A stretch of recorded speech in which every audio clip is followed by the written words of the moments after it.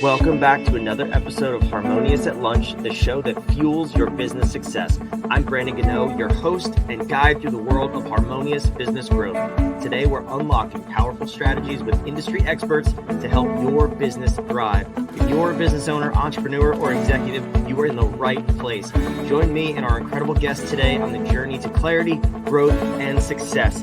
It is time to revolutionize your approach to business. Let's dive in with another episode of Harmonious at Lunch. Welcome back into some more bite-sized business advice. Today, we're going to have a very meta conversation. We're talking about 4 steps to get an ROI from your podcast. And we're having this conversation on my podcast. So we're going to see how many of these 4 steps I got wrong. Maybe did I get any of them right? I don't know. Is this podcast just a sham and you shouldn't be listening to it? We're going to hear all about it from our amazing guest, Karen Roberts. Welcome to the show. Thank you for being here. Oh, well, thank you for having me. So you have to tell me by the end of the episode, you have to just expose me to the listeners if this podcast should just be shut down and never listened to again. Or I've already listened. No, you're on track. Fantastic. Fantastic. I love it. Well, I'm curious because podcasting is not a new medium I see, but I also see a huge growth in both people guesting on podcasts, people creating podcasts. I think 70 million people create a podcast a day. It seems like that's not a true stat. But what got you into podcasting in the first place and helping people grow their podcasts? I fell into this is the honest answer, right? Coming out of lockdown. Well, in lockdown, let's go back to lockdown.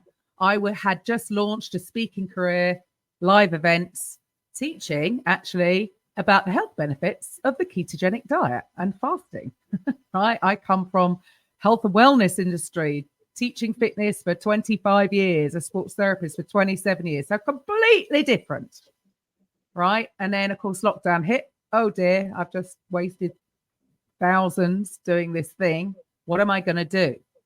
And I didn't want to do it online because I had, if you can remember that awful time, I certainly wasn't following a ketogenic diet. I was getting a bottle of Prosecco in every night, and I didn't want to, do as I say, not as I do. And I was thinking, right, what am I going to do? So I put on an online summit.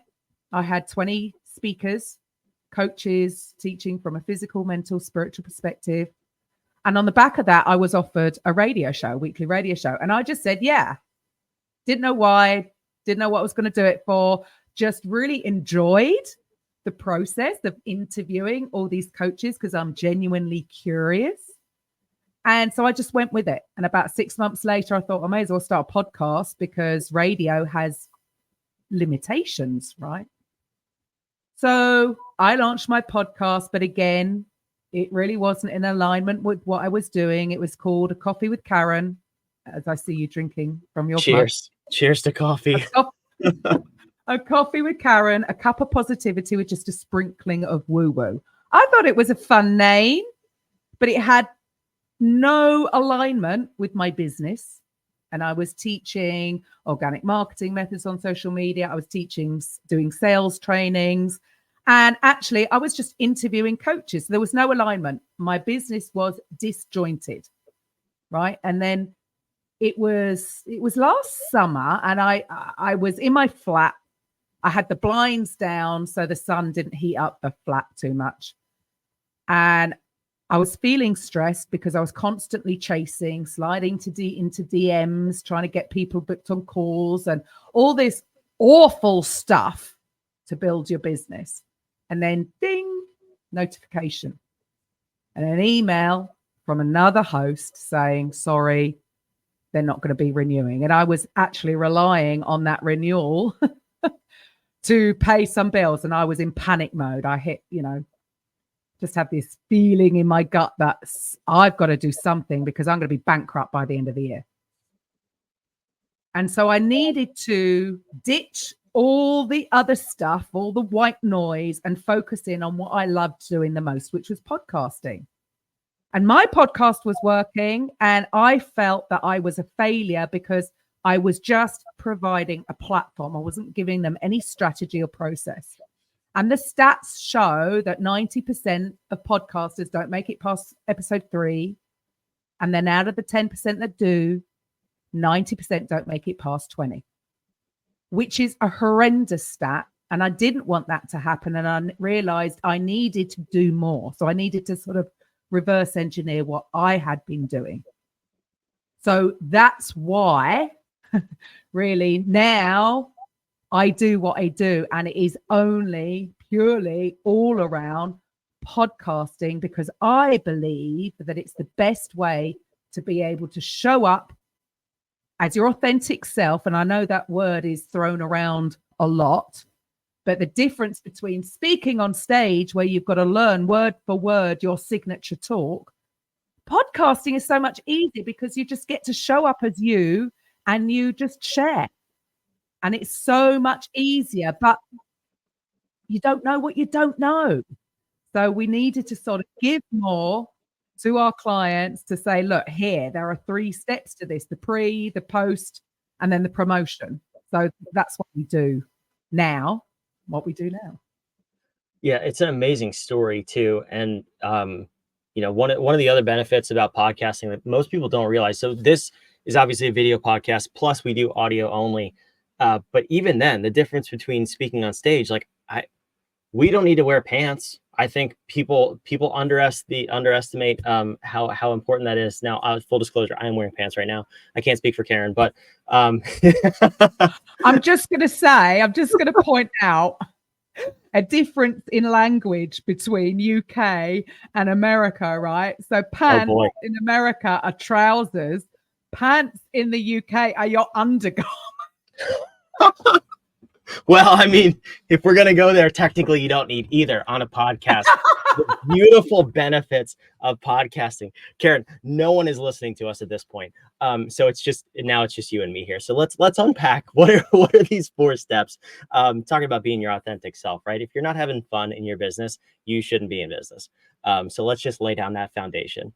But what are these 4 steps? Because that stat actually, it struck me in the beginning, the 90%, and then the 90% don't think it past episode 20, which blows my mind. But then also getting into this for the first time, when we first started this podcast, I saw why, but I also said, no, I know this provides value to other people, and it's not necessarily about me showing up. It's about providing the value for small business owners and entrepreneurs. And that's what continues to drive me forward. But let's start at the beginning. I mean, if you're going to start a podcast, or even if you have one and it's not that successful, or it's kind of dying off, what do we need to do to start getting this ROI from our podcast? First of all, I mean, it all needs to be in alignment with what it is you do. So what is, if you're a coach or an expert, whatever it is you do, what is the big result that you offer your clients, right? What is the big promise that they get when they actually work from you? And then make sure that is in alignment. So as I said, my podcast was a Coffee with Karen. Now it's called the Podcast Profits Unleashed podcast. Why? Because that's the same name as my website. It's the same name for my workshops, everything is in alignment. So it's crystal clear to the listener what it is I do as a business, who I help, how I help, and what is the end result. So for me, you mentioned this just earlier about this is fun. Why I wasn't having fun doing all those other things. This is fun, getting on podcast or hosting your own podcast. And when you get it down, when you get it all dialed in, it actually will give you back your time while scaling your business. And yeah, for me, that was a big, important thing. I needed to enjoy what I do. I love what I do. So alignment is key. Thinking of who is your target audience. And then when you create the content for your podcast, you want to create it in such a way that it's actually going to not just attract your ideal client, but sometimes create them, because like I said earlier, you don't know what you don't know. And if throughout each episode, you can demonstrate clearly how you help your target audience achieve a specific result, you get to sell without selling, because nobody's selling anything on a podcast. But what you can do is share stories in a way that, like, each story has got to have a point, right? It's got to be in alignment with what it is you do. And that way, it's about shifting the belief in the listener so that they actually come to the conclusion themselves that you are the right fit for them, because you've clearly demonstrated throughout your episode, you've overcome any sort of internal or external limiting beliefs that they might have, right, before they come and work with you. Hopefully that's the end game, right? So that is the step. You got about creating the right kind of content for your target audience that's going to attract them in, shift the belief so that they come to the conclusion themselves that you are the right fit for them. Then, of course, well, how do you turn the listeners into leads? Now, I don't know about you, but quite often when I'm interviewing guests, when it comes to sort of the end, the opportunity, well, what should the listeners do next? Quite often, they ramble off all their social media handles. You know, you can find me on LinkedIn, you can find me on Facebook. It's like, no, you've missed an opportunity here, because you're never going to know if somebody's going to has come and checked out your LinkedIn profile. You're never going to know any of this. So by having something of value to give to the listener that would be just the next logical step for them to come into your world, that's immersive, that's something that where, you know, we binge watch box sets on Prime or Netflix, something where they get to see you again, you showing up as your authentic self, that's going to give a little bit more value to then proceed them to the next step. So your podcast can be the front of your funnel. You know, everyone talks about having a funnel and having a lead capture page or an opt-in form. But if you use your podcast to actually do the heavy lifting, because where are people listening? I mean, they're watching this maybe on YouTube. Otherwise, they're listening in the privacy of their own home or their car or on the treadmill.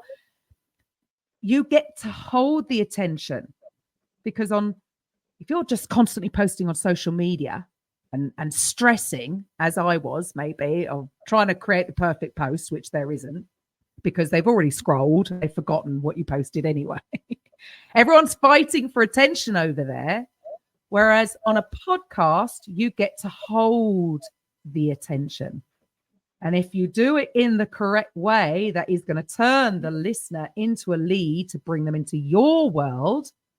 That way, that's trackable, isn't it? I can tell when I've been on a podcast, I can see my leads go up. I know I got an ROI from that. But if I just said, yeah, go find me here, go find me there, I wouldn't know. So it's about turning, what are you going to do and how are you going to articulate that to give value to the listener? That is, you know, it's no cost. You know, you can't just jump into a high ticket product here. It's about bringing them in to your sales funnel, as it were, to give them a little bit more of experience of what it would be like working with you. Because, you know, with this kind of thing, like I'm not going to attract certain types. Like I'm looking pretty sort of, I would say, normal right now. I've normally got pink braids and I might be a little bit all over the place. I get very passionate. I might not attract corporate clients, and I'm okay with that. And the beauty is with your podcast is you don't take any rejection, because you don't know who's listening. And if they're listening, they're interested in the content that you're giving out. So you get to show up and serve who is showing up to listen to your podcast. For me, it's just the most least resistant way of building your business, because you really are going to attract the right fit for you. And when you get over this, you know, I'm not going to be the right fit for everyone. And that's okay. I'm okay with that. And that's what I think does make it fun, because you don't face any personal rejection ever. They will come into your world when they're ready, because it's not about you. It's about the listener. Yeah. And that's one of the things that bugs me so much is the phase two where you haven't thought about the clear next step for the listener. So for example, on this show, I do not offer our own lead magnets. If you want to work with us, that's more of like, I give that on other shows where I'm a guest. We only talk about our guests here, which is you in this case. But when we have guests on who just say, oh, find me on social media at this handle, whatever, it doesn't make sense because you just said it. You're competing with, now you're on another platform competing with everybody else in the world putting out content. And I've gone so far as to, when I'm a guest on other shows, myself and my business partner, if they ask us for a lead magnet, we have one. If they say, where can the guest find you on social media? I literally say, and there's episodes out there of me saying, I don't care. Don't find me on social media. I'm leading you to the same place, to that lead magnet. We call it something different, but I'm like, do not follow me on social media. You go there if you want more information. And it's just, you're opening up the world to be more confused about who you are in their world. So that's a fantastic way to describe step two, Karen. Thank you. Yes. And all your podcasts, you know, that if you're guesting on people's podcasts, there's one thing you know for sure is that their audience are consuming audio content. There you go. So it makes sense. But I think we overcomplicate things. Look, and you know, I've done this myself. I'm not saying I haven't, because I have. You know, because going back to, you don't know what you don't know. So I was doing this without any thought process of, you know, what do you want the listener to do? And now it makes so much sense. It saves me time. It's just easier. And you just get to show up on your podcast, whether you're a guest, whether you're a host, whether it's a solo episode, whether you're interviewing, you show up as your authentic self. And the listener, you don't know where they are on their journey. And that's okay, because you as long as you just commit to showing up. You know, I used to always say 80% is just showing up. And then I did see a post. So I admit, I saw a post on social media by Steve Bartlett. And he said 99%. So I'm going to go with the 9. Yeah, I agree with him. 99%. I've changed it. I've changed my stat, because I got my stat from Stephen Bartlett. He said 99% of it is just committing to showing up, because you want to build the know, like, and trust factor. Well, look, they can look back and go, I don't know. I don't even know where we are. Episode 223, I think we've just launched. Right. They know I'm not going anywhere. I've made a commitment to show up and serve my audience. And that is it. So it's just, for me, it's a very easy way, even though I think for a lot of listeners think, oh, podcast on top of everything. Oh, it's too much to do. But you can use that one piece of content. That one piece of weekly content can be used in the written format. It can be used as video, like here. Okay, it's a video. You're going to use the audio for the actual podcast. You've got the audio. You can create some short form videos, whether that's 25 seconds, whether that's 6 minutes, all from one piece of content. So it will actually give you back your time, because there you go. There's if you want to use social media as well, you've got your social media strategy that drives everybody back to your podcast or to your opt-in. So it becomes part of your ecosystem. And it's going to be a self-fulfilling pipeline over time. None of this isn't, I'll hasten to add, this isn't a short-term strategy. It's not a transactional thing. It's about building trust and about building relationships with the guests that you have on. I've met the most amazing people, some that I know I'm going to meet in person when I'm out on my travels later on this year. So for me, it's just been, I would never have met the people that I've met.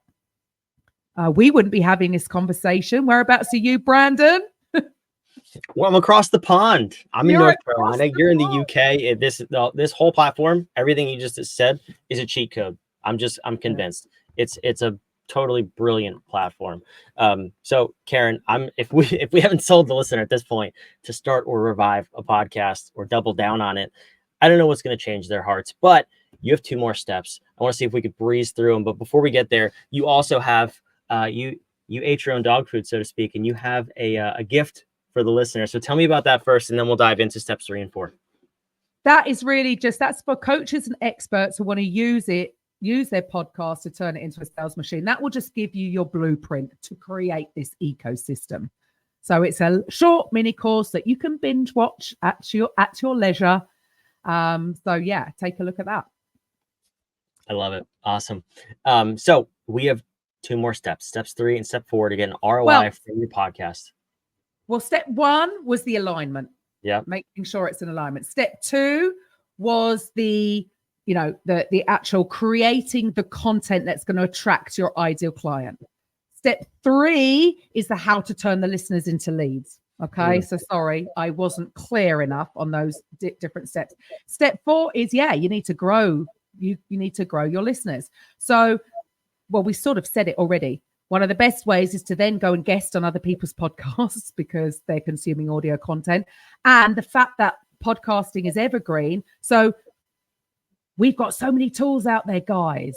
Secret tip, the AI is here. You don't have to spend hours doing this stuff.